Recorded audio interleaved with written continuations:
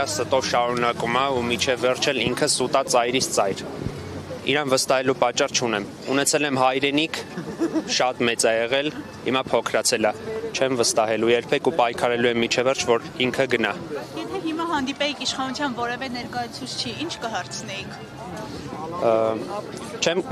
մեկասուտ են պատասխանելու, ինչ որ տենց հարց չկա բարական, որ իրենց պետք է տամ ու ակնկալեմ որևէ պատասխան։ Ես իրենց ազնական չվերաբերվեմ, փաստացի խոսեմ։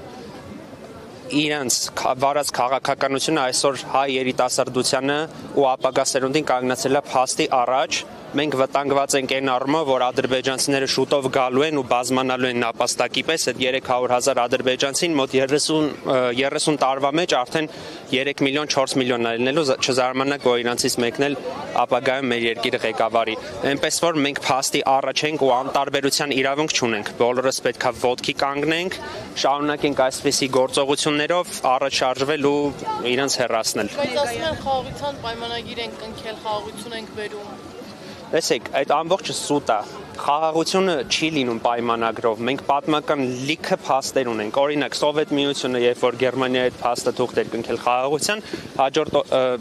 մի քանի օր անց արդեն պատերազմ էր, կարճ ժամանակ անց։ Հիմա ես չեմ կարծում, որ փաստաթուղթը դա երաշխիք է խաղաղության։ Երաշխիքը ուժն է։ Երբ որ մենք ունենք ուժեղ ղեկավարներ, ունենք Վազգեն Սարգսյան, ունենք Ռոբերտ Քոչարյան, Լևոն Տեր-Պետրոսյան, Սերժ Սարգսյան, այդ ժամանակ ոչ մեկ չէր խոսում Հայաստանի դեմ պատերազմից։ Այդ ժամանակ Հայաստանի հետ հաշվի էին նստում եւ միջազգային հանրությունը, եւ ներքին ուժերը, եւ արտաքին թշնամիները, բոլորը հաշվի են նստում։ Այսօր մենք ունենք վարչապետ, ով որ հույսը դրել է թղթի վրա։ Ես չեմ վերաբերվում ազնական, իրենց հարցն է, իրենց քաղաքականությունն է, իրենց անունն է, բայց ասում եմ, վստահաբար մեր հետագա սերունդների համար, մեր երեխեքի համար, մեր ընկերների համար, մեր եղբայրների թափած արունի համար թղթով խաղաղություն չի կարա լինի։